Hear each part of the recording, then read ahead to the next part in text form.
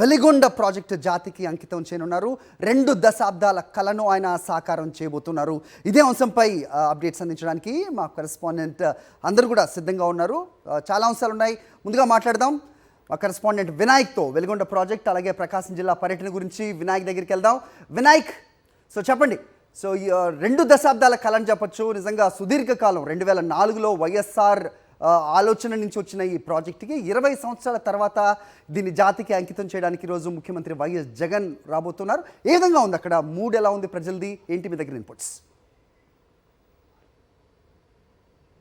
హరి, మీరు చెప్పింది అక్షరాల నిజం. ఎన్నో దశాబ్దాల కళ ఈరోజు నెరవేరబోతుంది. ప్రకాశం జిల్లా వాసులతో పాటు నెల్లూరు, అదేవిధంగా వైఎస్ఆర్ కడప జిల్లాకు సంబంధించిన ప్రజలు ఎంతో కాలంగా ఈ ప్రాజెక్టు కోసం ఎదురు చూస్తున్న నేపథ్యంలో ఈరోజు వెలిగొండ ప్రాజెక్టులోని 2వ టెర్మినల్ జాతికి అంకించడానికి ముఖ్యమంత్రి వైఎస్ జగన్మోహన్ రెడ్డి మరి కాసేపట్లోనే ఈ ప్రాంతానికి రాబోతున్నారు. ఈ నేపథ్యంలో ప్రాజెక్టు స్వరూపం ఏంటి, ఏ విధంగా ఈ ప్రాజెక్టు తీరుతెన్నులు ఉన్నాయి, ఏ విధంగా ఈ ప్రాజెక్టు నిర్మాణంలో భాగంగా 2 టెర్మినల్స్ నిర్మాణం పూర్తి చేశారు, కరోనాను సైతం అధిగమించి ఆ సమయంలో కూడా పనులు ఏ విధంగా చేశారో తెలియజెప్పేందుకు మనతో పాటు ఇక్కడ ఇరిగేషన్ ఈఎన్సీ నారాయణ రెడ్డి ఉన్నారు. ఆయనతో మాట్లాడించే ప్రయత్నిద్దాం. సార్, ఏ విధంగా ఈ ప్రాజెక్టును పూర్తి చేయడం జరిగింది? 2వ టెర్మినల్ అంటే మరి కరోనా సమయంలో 2 ఏళ్ల కరోనా వచ్చినప్పుడు కూడా ఈ 2 టెర్మినల్స్ని ఏ విధంగా పూర్తి చేసి ఈరోజు ముఖ్యమంత్రి జాతికి అంకితం ఇవ్వబోతున్నారంటే ఏం చెప్తారు? దశాబ్దాల కళ నెరవేరబోతుంది ఈ ప్రాంతవాసులకి. ఏ విధంగా ఈ ప్రాజెక్టును పూర్తి చేయబోతున్నారు? అందరికీ శుభోదయం అండి. ఈరోజు మన రాష్ట్ర చరిత్రలో ఇరిగేషన్ సైడ్ నుంచి ఒక సువర్ణాధ్యాయం ప్రారంభం కాబోతోంది.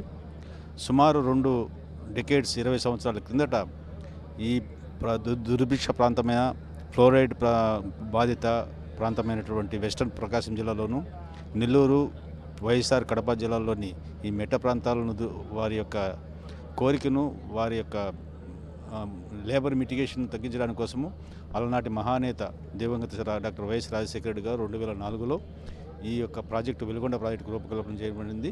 అందులో భాగంగా 841 సిల్ లెవెల్ శ్రీశైలం రిజర్వాయర్లో ఉన్నప్పుడు 2 టన్నుల ద్వారా 1 టీఎంసీ నీటిని నల్లమల సాగర్కు 53 టీఎంసీల వరకు చేరవేసి అందు నుంచి 30 మండలాలలో 9 కాన్స్టిట్యున్సీస్లో 6 కాన్స్టిట్యున్సీలు ప్రకాశం జిల్లాలోను, 2 కాన్స్టిట్యున్సీలు నెల్లూరు జిల్లాలోను, 1 కాన్స్టిట్యున్సీ కడప జిల్లాలో ఉండేటువంటి ప్రజల దాహార్తిని తీర్చడానికి మరియు ఇరిగేషన్ పొటెన్షియల్ క్రియేట్ చేయడానికి సుమారుగా 4,47,000 ఎకరాల ఇరిగేషను, 15.5 లక్షల మనుషులకు దాహాన్ని తీర్చడానికి మరియు 3.3 టీఎంసీల నీటిని ఇండస్ట్రియల్ నీడ్స్ కోసం కూడా చేయాలనే ఉద్దేశంతో నల్లమల సాగర్ కెపాసిటీని 53 టీఎంసీలుగా ఉంచడం జరిగింది.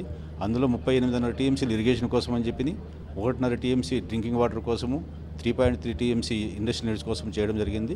అందులో భాగంగా ముఖ్యంగా ప్రధానమైనది ఏమంటే ఇప్పటి వరకు దేశ చరిత్రలోనే ఇంత పొడవైన 18.8 కిలోమీటర్ల లెంగ్త్ ఉన్నటువంటి 2 ట్విన్ టన్నల్స్ను పూర్తి చేయడానికి అలనాటి నేత ప్రారంభిస్తే 2004లో కరెక్ట్గా 2 దశాబ్దాల తర్వాత తనయుడు మన ప్రీత ముఖ్యమంత్రి జగన్మోహన్ రెడ్డి గారి చేతుల మీదుగా ఈరోజు జాతికి అంకితం చేయబడుతోంది. ఇందులో బాగా చెప్పదలుచుకున్నది ఏమంటే మా దివంగత సమయంలో సుమారు రోజుకు 4.5 మీటర్ల వేగంతో టనల్స్ తవ్వడం జరిగింది. మళ్ళీ మధ్యలో వచ్చినటువంటి కొంతమంది నాయకుల యొక్క అలసత్వం వలన అది వాళ్ళు 1.5 మీటర్ కూడా చేయలేకపోయారు. మళ్ళీ తర్వాత మన ముఖ్యమంత్రి గారు వచ్చిన తర్వాత దీని యొక్క ప్రాధాన్యతను గుర్తించి అందరికీ దిశానిర్దేశం చేసి సుమారు 5 నుంచి 6 మీటర్లు రోజుకు చేస్తూ ఈరోజు అన్ని రకాలుగా పూర్తి చేయడం జరిగింది. మొత్తంగా మనం చూసుకోవచ్చు అంటే ఇది ఒక దశాబ్దాల కళ. ఎన్నో దశాబ్దాల కళను 2004లో శ్రీకారం ముఖ్యమంత్రి అంటే మాజీ ముఖ్యమంత్రి దివంగత నేత వైఎస్ రాజశేఖర రెడ్డి ఈ ప్రాజెక్టుకి శ్రీకారం చుట్టడం జరిగింది. అప్పట్లో దాదాపుగా ఒక 4,000 కోట్ల రూపాయల ప్రాజెక్టు వ్యయంతో ఈ ప్రాజెక్టును ప్రారంభించారు. ప్రస్తుతం 10,000 కోట్ల రూపాయలతో ఈ ప్రాజెక్టు పనులు శరవేగంగా పూర్తయ్యని చెప్పుకోవచ్చు. ఇందులో భాగంగానే దేశంలో కనీవిని ఎరుగని రీతిలో అతిపెద్ద టన్నెల్గా అంటే 18 కిలోమీటర్ల మేర ఈ టన్నెల్ నిర్మాణం జరిగింది.